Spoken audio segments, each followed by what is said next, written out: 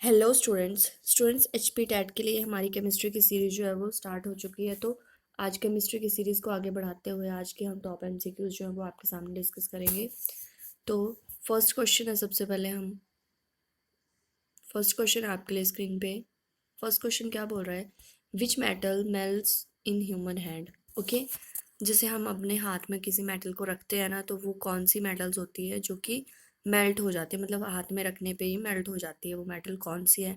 तो option A है sodium, option B है लिथियम, ऑप्शन सी है गैलियम, या फिर ऑप्शन डी है none of this.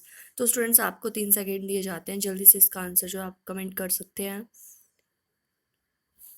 Okay students, तो स्टूडेंट्स इसका जो करेक्ट आंसर है वो है, आपने देखा होगा, आपने जो छोटी क्लासेस होती थी उसमें पढ़ा भी होगा कि जो गैलियम होती है ना, ओके, गैलियम एक ऐसी मेटल है जिसको अगर हम हैंड में रखें तो उसके क्या होता है कि वो मेल्ट हो जाती है। जैसे हम अपनी पाम में रखेंगे तो वो मेटल जो होती है वो मेल्ट हो जाती है। कौन सी metal? Gallium metal. Important question है ये, इसको नोट डाउन कर लें।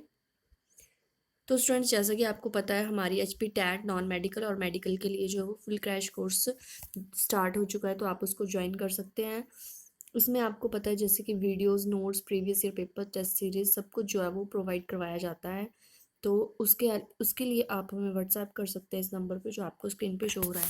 और जैसा कि आपको पता है कि अब टैट की नोटिफिकेशन आ गई है, तो हम उस हिसाब से तैयारी स्टार्ट कर दी है हमने। तो आप भी हमारी वीडियोज़ को जो है वो टाइम टू टाइम देखें, और आपके जो एग्ज़ाम के लिए इसके साथ बहुत सारी हेल्प होगी। ओके स्टूडेंट्स, तो नेक्स्ट क्वेश्चन है आपके लिए। इसमें बोला गया है कि atmosphere of which planet is made up of clouds of sulphuric acids. Okay, तो इसमें से आपने बताना है कि ऐसा कौन सा हमारा प्लैनेट है जिसमें जो एटमॉस्फेयर होता है उसमें कौन सा एटमॉस्फेयर होता है जिसमें क्लाउड्स जो होते हैं वो सल्फ्यूरिक एसिड से बनते हैं। तो पहले तो आपको पता होना है सल्फ्यूरिक एसिड का फार्मूला क्या होता है। तो सल्फ्यूरिक एसिड का फार्मूला होता है H2SO4। ओके, ये इंपॉर्टेंट है। तो आपने बताना ऑप्शन ए क्या है, मरकरी, ऑप्शन बी है वीनस, ऑप्शन सी है सैटर्न, या फिर ऑप्शन डी है यूरेनस। ओके, तो स्टूडेंट्स आपको 3 सेकेंड दिए जाते हैं, जल्दी से आप इसका आंसर कमेंट कर सकते हैं। ओके,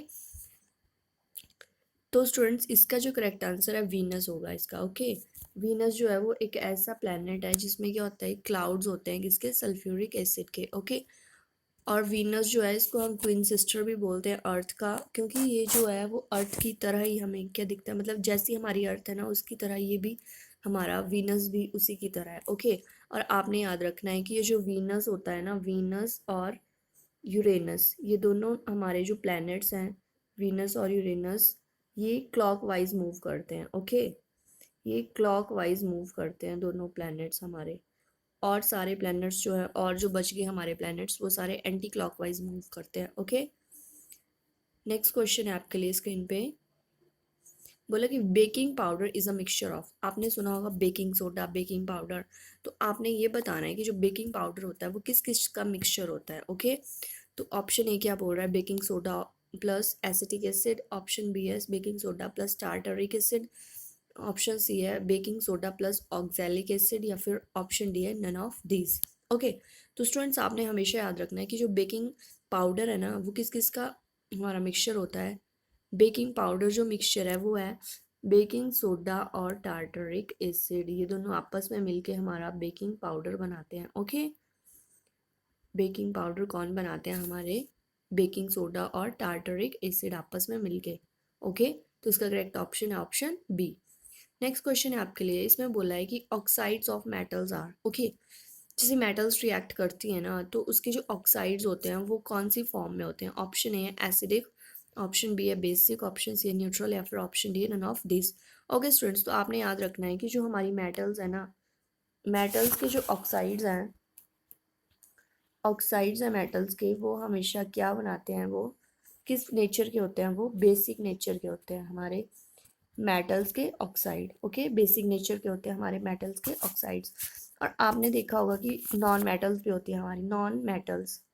ओके, तो जो नॉन मेटल के ऑक्साइड्स होते हैं वो होते हैं एसिडिक नेचर के। ये इंपॉर्टेंट है स्टूडेंट्स, ऐसे क्वेश्चंस पूछ लिए जाते हैं डायरेक्ट। तो आपने याद रखना है कि अगर मेटल के ऑक्साइड्स पूछेंगे तो वो बेसिक होंगे, और अगर नॉन मेटल के ऑक्साइड पूछेंगे तो वो एसिडिक होंगे। तो इसका करेक्ट ऑप्शन कौन सा होगा, option B. Okay, oxides of metals कौन से हैं, बेसिक, और ऑक्साइड्स ऑफ नॉन मेटल होंगे हमारे एसिडिक। ओके, नेक्स्ट क्वेश्चन है आपके लिए स्क्रीन पे। इसमें बोला गया कि heating up of sulphide or in the presence of air at high temperature is called. Okay, कि अब क्या किया इसमें कि हमने क्या किया, ओर को, जो सल्फाइड ओर है हमारे, उनको हमने हीट करना है, पर किसकी प्रेजेंस में, एयर की प्रेजेंस में। ओके, और टेम्परेचर कितना होना चाहिए, हाई। ओके, आपने याद रखना है कि जब हम हीट करेंगे ओर्स को प्रेजेंस ऑफ एयर, तो हमारा आएगा कौन सा ऑप्शन, ऑप्शन ए में क्या है, कैल्सिनेशन, ऑप्शन बी है रोस्टिंग, ऑप्शन सी है कोरोजन, या फिर ऑप्शन डी है गैल्वेनाइजेशन। ओके, तो अगर प्रेजेंस ऑफ एयर आएगा ना, प्रेजेंस ऑफ एयर होगा, तो हमारा कौन सा आएगा, ऑप्शन बी। ओके स्टूडेंट्स, आपने याद रखना है कि अगर प्रेजेंस ऑफ एयर होगा तो हमारा कौन सा होगा, रोस्टिंग। ओके, एयर की प्रेजेंस होगी तो आएगा रोस्टिंग। ओके, और अगर नेक्स्ट होगा हमारा अब्सेंस ऑफ एयर, अगर अब्सेंस ऑफ एयर पूछेंगे ना, ये पूछ सकते हैं अब्सेंस ऑफ एयर, तो वो क्या आएगा हमारा, कैल्सिनेशन। ओके, ये तो हो गया हमारा कि कौन सा होगा, तो इसमें क्या है, प्रेजेंस ऑफ एयर पूछा गया तो इसका आएगा रोस्टिंग। ओके, और अगर अब्सेंस ऑफ एयर पूछेंगे तो हमारा आएगा कैल्सिनेशन। ओके, और नेक्स्ट सी ऑप्शन में है कोरोजन। तो कोरोजन आपको पता है कि क्या होता है कि रस्टिंग होती है आयरन की। ओके, उसको हम बोलते हैं कोरोजन। ओके, और एक है गैल्वेनाइजेशन। तो आपने देखा होगा जिंक की लेयर जो है वो मतलब जिंक की लेयर को जो है वो लगा देते हैं किसी चीज़ पे, तो उसको हम बोलते हैं कौन सी, गैल्वेनाइजेशन प्रोसेस। ओके, ये इंपॉर्टेंट है सारी प्रोसेस स्टूडेंट्स, आप इनको अच्छे से देख लेना। ओके, और नोट डाउन भी कर लिया करो जो इंपॉर्टेंट होता है। और अगर आपको पीडीएफ चाहिए तो आप इस नंबर पे हमें कॉल या मैसेज कर सकते हैं जो आपको स्क्रीन पे शो हो रहा है। ओके, नेक्स्ट क्वेश्चन है आपके लिए।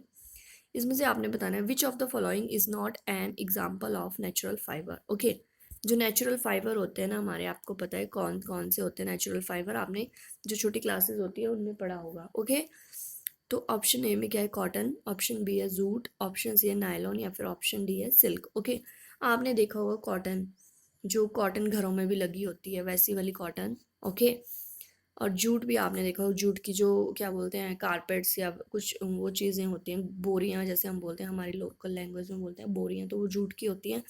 और नायलॉन, आपको पता है नायलॉन के कपड़े या नायलॉन की कोई भी चीज़ें होती हैं। और सिल्क तो आपको पता है सिल्क वॉर्म से बनता है हमारा सिल्क। ओके, तो आपने इसमें से बताना है कौन सा जो है वो नेचुरल फाइबर नहीं है। ओके, तो ये तीनों नेचुरल फाइबर है, कॉटन भी है, जूट भी है, सिल्क भी नेचुरल फाइबर है, और नायलॉन जो है वो नेचुरल फाइबर नहीं है। ओके, तो इसका करेक्ट ऑप्शन कौन सा है, ऑप्शन सी। तो स्टूडेंट्स, आपको ऐसे क्वेश्चंस भी आएंगे जिसमें आपको जो है वो नेग्लेक्ट करना होता है, मतलब जो अलग है उसको आपने जो है वो ढूंढना होता है, तो उसका इसका करेक्ट ऑप्शन क्या है, ऑप्शन सी। नेक्स्ट क्वेश्चन है आपके लिए।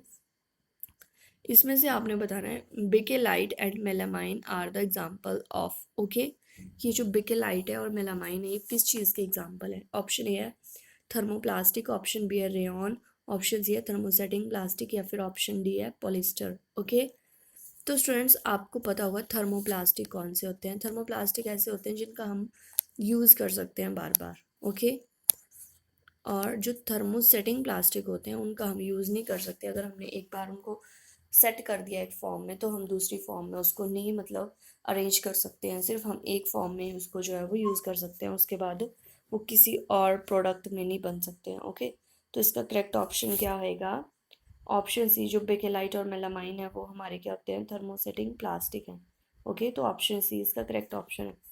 और ये जो पॉलिस्टर है ना, तो पॉलिस्टर एक तरह का, इसमें क्या आता है, पॉलिस्टर, पॉलीथीन, पॉलिस्टर में आता है हमारा पॉलीथीन प्लस एस्टर, इन दोनों को मिलके हमारा क्या बनता है, पॉलिस्टर। ओके, ये इस फॉर्म में होते हैं हमारे पॉलीथीन और ईस्टर की फॉर्म में, ये दोनों आपस में मिलके हमारा क्या बनाते हैं, पॉलिस्टर। ओके, तो नेक्स्ट क्वेश्चन है आपके लिए।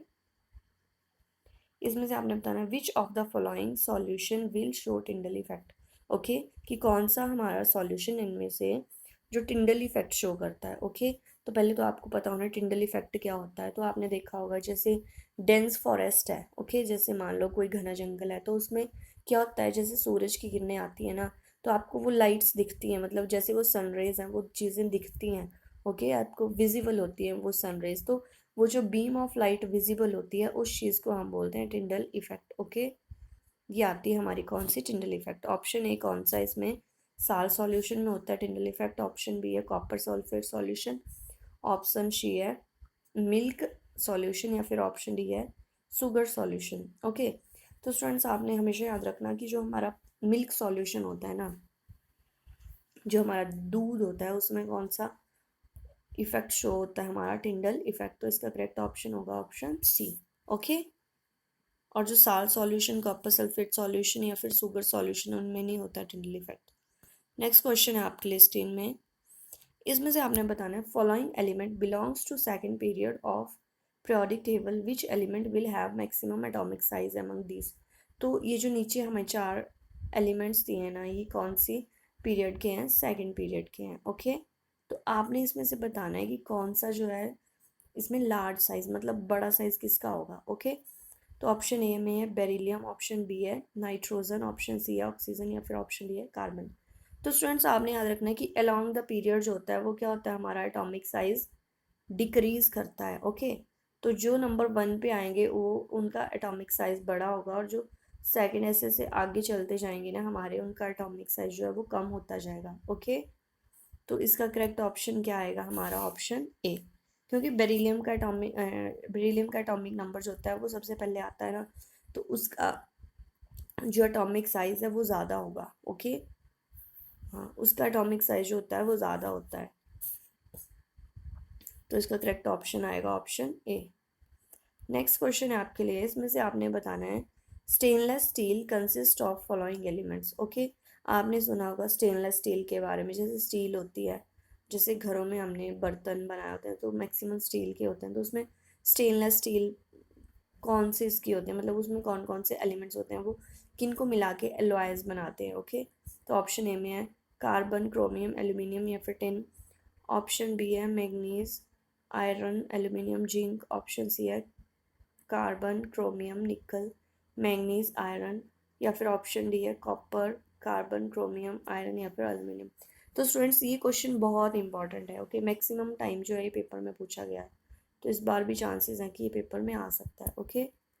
तो इसमें से आप बताइए इसका आंसर क्या होगा करेक्ट। तो आपको जो है 3 सेकंड दिए जाते हैं, जल्दी से आप इसका आंसर कमेंट कर सकते हैं, ओके। और स्टूडेंट्स जो इंपॉर्टेंट क्वेश्चंस होते हैं वो आप जो है उनके कमेंट्स जो हैं वो आंसर जो है वो कमेंट में लिख सकते हैं, क्योंकि ये जो है आप बार बार प्रैक्टिस करोगे तभी आपको जो है क्वेश्चंस अच्छे से आपके माइंड में रहेंगे, ओके। तो स्टूडेंट्स इसका करेक्ट ऑप्शन क्या होगा, ऑप्शन सी होगा इसका करेक्ट ऑप्शन, ओके। आपने पढ़ा होगा लास्ट की जो, मतलब जैसे +1 +2 में क्वेश्चंस जो है वो बेसिक होते हैं, ये सारी चीज़ें जो है उसमें अच्छे से दी गई हैं। तो आपने देखा होगा कि कार्बन, क्रोमियम, निकल, मैंगनीज और आयरन आपस में मिलके क्या बनाते हैं, हमारे स्टेनलेस स्टील बनाते हैं, ओके।